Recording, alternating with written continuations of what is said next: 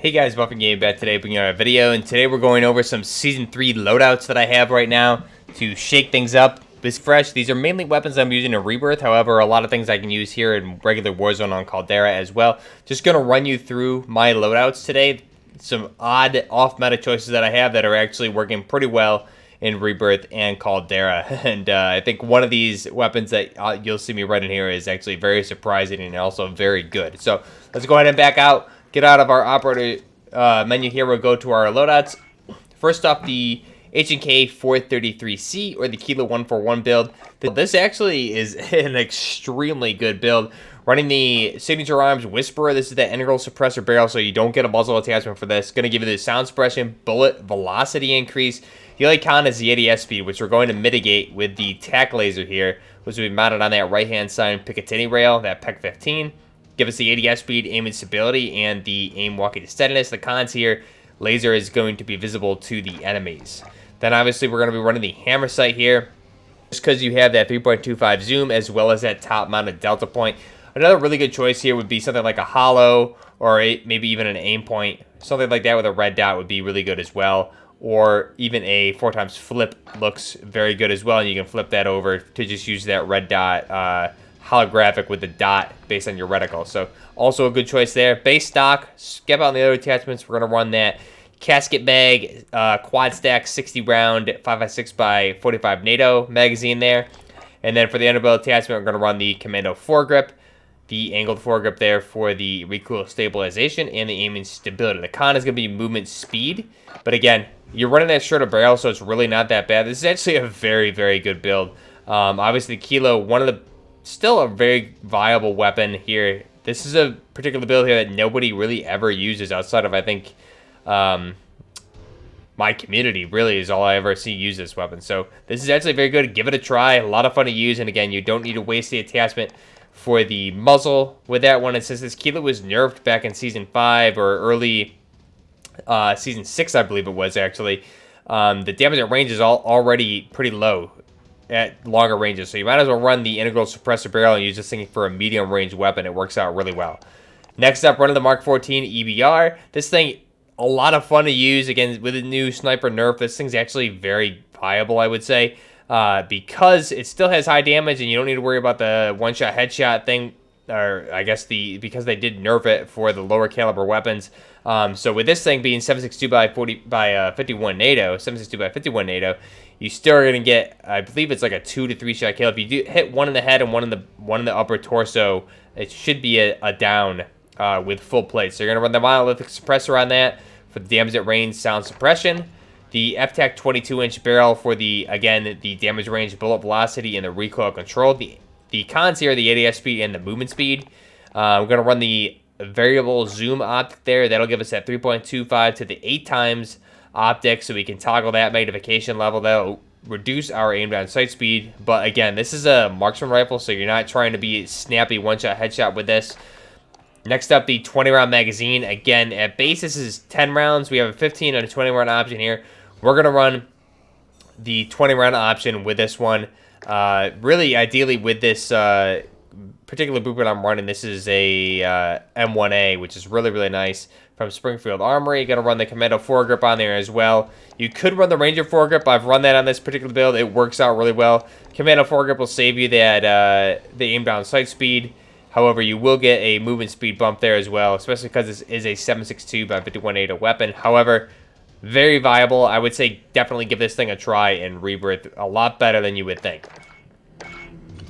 Next up, we have the Parasol build here. So this is something I've run a lot in the past. The mono suppressor. We're going to run the Bruin 18-inch Para barrel, the shortest barrel attachment for the M249 saw. We're going to run the tack laser for that ADS speed, aim and stability, and aim walking steadiness. Then we're going to run the PBX Hollow 7 sight. So this is just that alternative EOTech, essentially. This one is actually what I really do enjoy running the hammer as well as the 4x flip. However, I'm trying to unlock some more reticles, which is why I have this on. I'm at the stage where you need to use this particular optic. But the 4x flip, just toggling that magnification when you need it and don't need it, works out really well on this build also. Next up, we're going to run the skip out on all the attachments. We'll run the Commando foregrip on this thing. Just because the Bruin did take a huge nerf in Season 5 or 6, I believe it was, So even this shorter build, I used to run a Ranger foregrip on this, which I think is still pretty viable. But the angle foregrip definitely helps you with those longer range engagements with this particular build. And this is actually very, very good. I've been using the Parasol a lot lately, and it seems to be a lot better than it was for some reason near the end of Modern Warfare's life cycle and even into early Verdansk. It just definitely hits hard, a lot more accurate it seems as well. So I would definitely say give this thing a try and let me know what you guys think. Next up, this is going to be a shocker. I'm running the Remington 870. So this thing is shockingly very, very good. We're going to run the M97 full choke on this for the tighter pellet spread and the damage at range. Con is the ADS speed. You can definitely go ahead and run the Force Tac Marauder on this as well if you wanted to. I have that on some of the builds, but for this particular loadout, I have the M97 choke. Run the longest barrel on this, the XRK 30-inch Sport. That's going to give us the damage at range, tighter pellet spread, as well as the tube ammo capacity on this. And then we'll go ahead and run the sleight of hand perk for faster reload, because this is a shotgun. Tube ammo capacity, going to add plus 2 rounds of this ammunition of the 12 gauge to the shotgun, as well as for this one I have the Lockwood Precision series. However, on some of the other builds I've been running the Merc foregrip as well. But this one, very good recoil stabilization or recoil control and the aiming stability on this particular one. So Lockwood Precision actually very, very good as well. Again, this thing, longest barrel on this is shockingly very good as a shotgun. I've actually had a lot of good kills with this thing so far when I've been using it lately. So I would definitely say give this thing a try and see what you think about this. Next up, we're going to run I have this class mislabeled, but this is the Knights Armament Company LAMG. We have the monolithic suppressor on this for the sound suppression damage at range. XRK long shot adverse barrel. Again, this is going to give us that adverse gas setting on this to up the fire rate to about 1,000 rounds per minute. It's going to increase the damage at range, bullet velocity, and the fire rate. And you can see the cons there. Recoil control, not really a big problem with this weapon. Aim down sight speed and the movement speed, again, not too big of a deal. Skip out on the laser. We're going to run the integral hybrid or the hammer on this for the Leopold hammer. Give us that 3.25 with a top mounted delta. 100 round of the 5.56x45 just because of the high rate of fire. We wanted a little bit extra ammunition when we need it. And a commando foregrip. This thing is going to be perfect for this because this weapon in real life does have that counterbalance recoil system on it. So the recoil in general is going to be pretty low. So this will give us the recoil stabilization and the aiming stability with this. Very accurate. This thing's really, really good for Caldera and Rebirth, but I would say especially Caldera because you have the magnified optic. Next up, we are running the Master Key. Model 680 of the 870. Here we're running the Force Tac Marauder on this thing for the sound suppression, damage at range, tighter pellet spread. Gonna run the XRK 14-inch SWAT. This is a compact sport barrel for a low weight 5-round tube, so that you can only fit 5 rounds in this thing. But again, close range, movement speed, everything like that's gonna be up with this. So the aim down sight speed, movement speed, wider pellet spread, 5 milliwatt laser on this for the hip fire accuracy. We're gonna run no stock for the movement speed and the ADS speed. The cons here, aiming stability and recoil control. But again, this is for up close and personal shotgun usage. Skip out on all the other options here. We're going to go ahead and run the Merc foregrip again for that hip fire accuracy, recoil control, and the aim down sight speed is a pro on this particular one. The con is the movement speed. So that's our Master Key shotgun, and this thing is definitely a beast. So I have a lot of fun with this shotgun. Very close range. Usually this is for obviously right inside buildings, right up close and personal. A lot of fun to use, especially paired with something with a medium long range like we have here with the Finn or the LAMG. Let me know what you guys think of that. Next up, my Ghost class is the PKP Pecheneг. Standard build here. We've gone over this quite a bit in the past. We have the mono suppressor, 25.9 Pecheneg barrel, VLK 3 times, fully loaded is my Ghost fully loaded class, and we have that snatch grip. I'm also running the reticle for the T-pose on this just to make it a little bit more accurate when sustained automatic fire on this weapon. Then you can see here I'm running the M19s. I believe these ones are the X16s with the akimbo build here. We have the mono suppressor XRK-L Super, 5 milliwatt lasers, 32 round, and the akimbo. These things are also amazing. Close range. I've got a lot of good kills with this thing. And again, nobody ever runs these anymore. I remember these used to be really, really good back in Verdansk for close range ghost class, and they definitely do not disappoint still today. Next up, we have my AK74M and the Ash12 builds. For the AK74, running that monolithic PBS4 suppressor, running that Spetsnaz Midwest Industries M-Lock handguard barrel there with damage at range and the bullet velocity. Gonna run the TAC laser on this for the ADS speed, aiming stability, and the aim walking steadiness. Skip out on the optic and the stock. Sleight of hand, we're gonna run this thing because you only have a 30-round magazine with the magazine attachment, which I'm running here, which is the 545 by 39 millimeters. So this is going to increase our fire rate as well as our recoil control. Cons are damage and range. However, this is really a close range weapon build here for this, because you have the increased rate of fire and the lower round magazine capacity of only 30 rounds. You're going to burn through that pretty quickly, which is why we have the sleight of hand. This thing is a complete monster up close, and with the fast reload, you are back in the fight really, really quickly. Quick pause, so it's essentially like you have a 60-round magazine. The reload is so quick on this weapon, and the mobility and everything like that is very, very good as well. So definitely give this thing a try. Next up, this is our medium to longer range AS12 for the Odin build. Running that Colossal suppressor, the Odin factory barrel, the 810mm. This is the longest in-slot barrel for the Odin or the AS12. Going to give us that longest damage at range, bullet velocity, recoil control. Skip on the laser here. Going to run that VLK optic, that Russian optic on this. 30-round magazine of the 12.7 by 55mm. These are our 50 cal round. This is a big boy bullet, which will pen armor easily. And again, 30 rounds of this is going to hit like a tank, which it does in game. Then we have the Merc foregrip. I always find that the Merc foregrip, for some reason, gives this thing the best recoil control when sustained automatic fire. That's just my personal opinion, but this is typically, I guess, historically throughout Warzone, what I keep going back to is the Merc foregrip on all of my Odin builds. So let me know what you guys think of that with the Odin and the AK74M build for the AK-47. Next up, we have an AN94 Albacon build. So this thing, pretty standard. However, I'm running some unique attachments here. With the mono suppressor, we have the longest factory barrel here for the 438mm barrel. Give us that longest in-slot barrel for the damage at range, bullet velocity, and the recoil control. Gonna run that PEC 15 or that TAC laser on the right-hand side, Picatinny. And then we're gonna run a 4x flip. For some reason, again, this is one of those attachments that I always go back to. When you're utilizing the hyperburst attachment on this, or you're just tap firing to utilize a 3-burst, this thing, for some reason, just works out best for me personally. However, if you're going to run anything else, I would say the VLK is also a very good option for this weapon. Next up, we're going to skip out on all the attachments. For our 5th attachment, we're going to run the Ranger foregrip. Ranger foregrip and the Merc foregrip seem to be very, very good to utilize the hyperburst, which is that 2-round burst mode on this weapon. If you're going to go hyperburst straight into sustained automatic fire, the Commando foregrip is going to be your best option. I typically like to burst this thing. I don't keep it on burst usually unless I'm engaging long range, but I keep it on full auto and just tap fire to try and take advantage of a 2-round to a 3-round burst. And the Ranger foregrip and the Merc foregrip always seem to be the best options for me personally. So let me know what you guys think if you try that thing. Next up, we're running the PP19 Bison. Finally, this thing got a buff recently, and it is viable. We have that PBS1 tactical suppressor on there, that Russian suppressor for the sound suppression.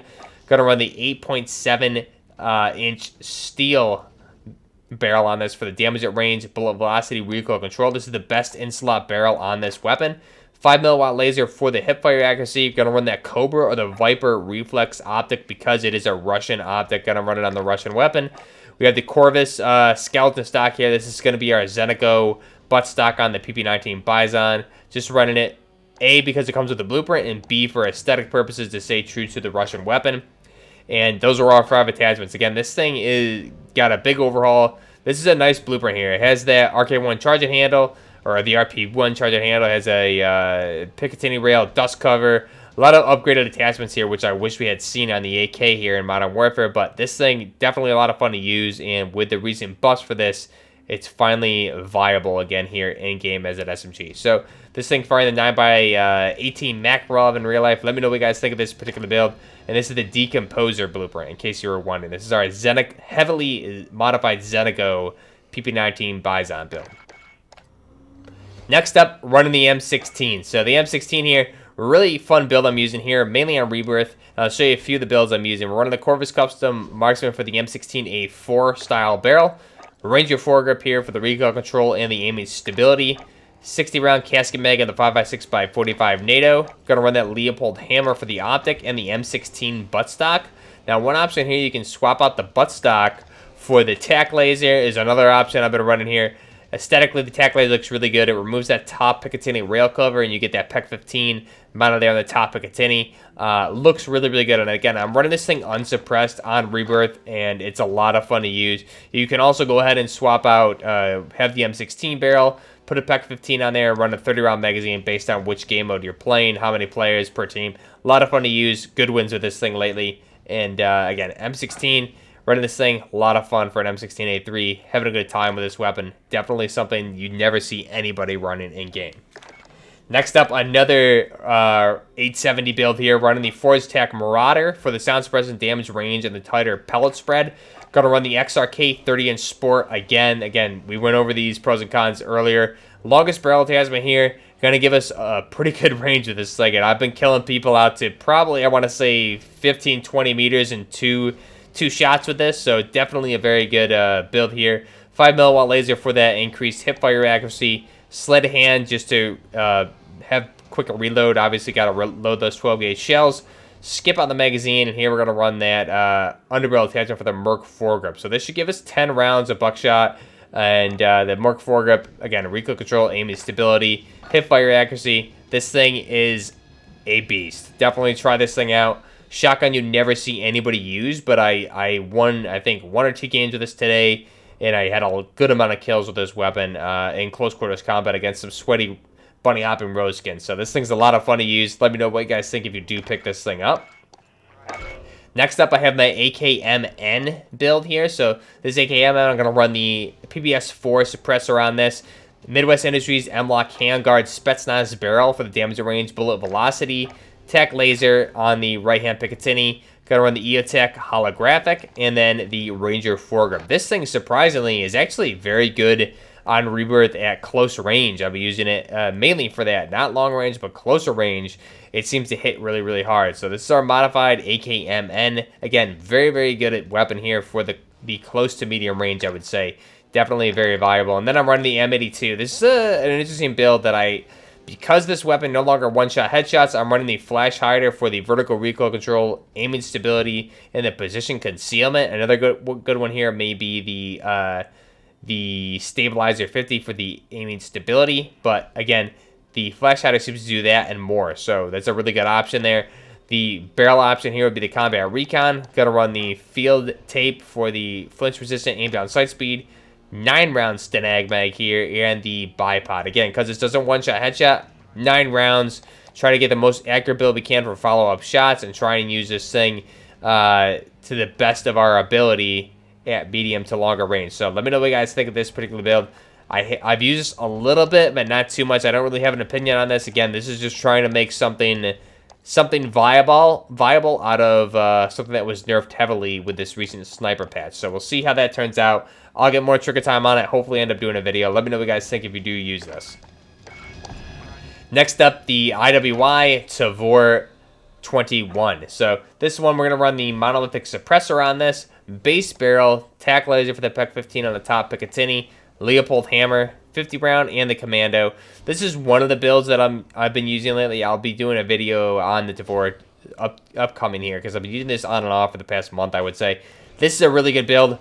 Highly recommend this weapon. A lot of people don't like it because it pulls up and to the left. However, I really don't have any issues with this thing. I think it's just so much different than what everyone is used to using. Fortunately, I'm somebody that uses crazy, weird weapons, so for me, it's really just kind of another weapon. But again, very viable, very good at medium to even close range, and even out to long range, is based on the build you're going to use. So let me know what you guys think of that weapon. Gonna be running the AX50. This thing is one of the few sniper rifles that now consistently one-shot headshots at all ranges, given the sniper nerf recently. So we're gonna run that mono suppressor on there, best in-slot suppressor, 32-inch barrel, longest in-slot barrel, tack laser, variable zoom to give us that 5 to 12.1 zoom toggle. Because this is one of the few, like I said, one-shot headshot snipers at any range, you need that 12.1-inch toggle on there. And then we're going to run the Vanguard Arms Assassin for that aim down sight speed. So this is our AX50 BMG. Let me know what you guys think. I think a lot of people are starting to use this again, and oddly enough, I've been using this before the nerf for sniper rifles, so I'm pretty accustomed to it. A lot of fun to use. Definitely an underrated sniper rifle that really, before I would say last month, I hadn't picked up since the very beginning of Warzone. So good gun. Let me know what you think. Then we have our Cos loadout. So this one, Cosmos, one of our favorite community members here. We have the ASVAL with the VLK 200mm OSA barrel, best in-slot barrel for the damage at range, bullet velocity. We have the TAC laser mounted on that, lower left-hand side Picatinny, canted mounted, aim down sight speed, aim and stability, aim walking steadiness on there. This is the one attachment I'm changing. Typically, Cos runs this with an iron sight and sleight of hand, which I do a lot too. But for this particular one that I just happen to have in here now, I switched it up a few times. Gonna run the Cobra or the Viper Reflex here for just a standard red dot sight. Russian optic on a Russian weapon looks pretty good to me. 30-round magazine attachment for the 9x39mm, the SP6. And then the operative foregrip, because typically this, I believe this one still has better recoil than any of the other underbarrel attachments. Ranger foregrip is also a really good one, but the operative foregrip works really well, and you don't lose out on the movement speed for this one. So that's the ASVAL build, running 9x39mm of SP6.